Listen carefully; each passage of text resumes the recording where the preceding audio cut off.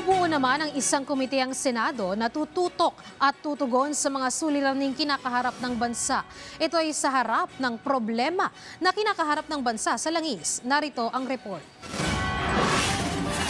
Nagkaisa ang Senado na bumuo ng isang komite na tutugon sa mga problema na kakaharapin ng bansa tuwing may krisis at isa na rito ang sigalat ngayon sa Middle East. Sa ilalim ng ipinasang Resolution No. 350 ng Senado, bubuo ang mataas na kapulungan ng ad hoc committee na susuri ng epekto ng gulo sa Middle East sa ekonomiya ng Pilipinas at pagbuo ng contingency plan para sa bansa.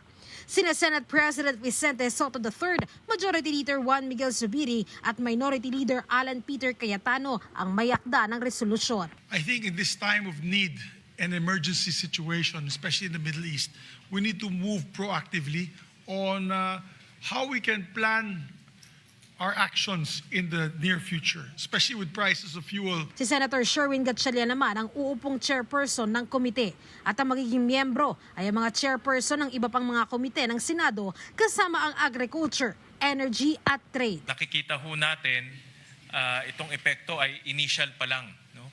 Ito ay paumpisa pa lang. Dahil kung ito po ay magtuloy-tuloy, ito po ay kakalat na sa ating ekonomiya.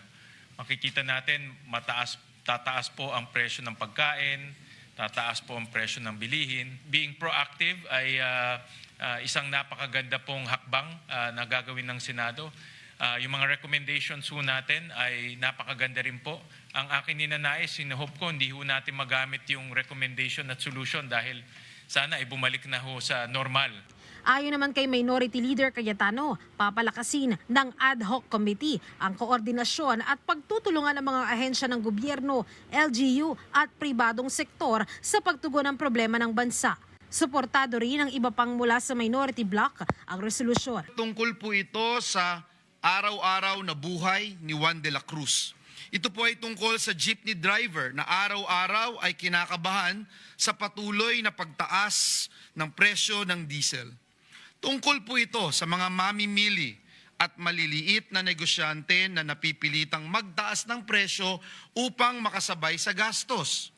At higit po sa lahat, tungkol po ito sa pamilyang Pilipino na pilit pinagkakasya ang kita sa gitna ng patuloy na pagtaas ng mga bilihin. Ang panukalang ito ay ang legal at moral na obligasyon ng Senado upang protektahan ang ating bansa mula sa nakaambang krisis pang-ekonomiya.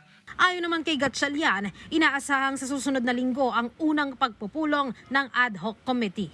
Samantala, hinggil naman sa naging suspensyon sa fare hike, naniniwala si Gatchalian, pansamantala lang naman ito habang bumubuo pa ng mekanismo na makatutulong sa mga tsuper. Hindi naman to pangmatagalan na suspension. So temporary lang to para mabigay yung mga ibang mekanismo tulad ng pantawid pasada at iba pang mga direct subsidies. Nakikita rin niya na posibleng magdomino sa presyo ng pagkain at taas sweldo ang taas pasahe. Kaya mas maiging unahin muna ang tulong sa mga tsuper. Kasi kalaban talaga dyan, inflation. Pag nagtaas ng fare hike, sigurado ako itataas ng mga manufacturers yung kanilang produkto. No? Kasi pass on yan magkakaroon ng pass on. So inflationary talaga ang fare hike kasi mga empleyado hihingi rin ng additional sweldo. Ayon naman kay Senate President Vicente Sotto III, mas makabubuti nga rin kung uunahin muna ang subsidiya kaysa fare hike. Luisa Erispe para sa Pambansang TV sa Bagong Pilipinas.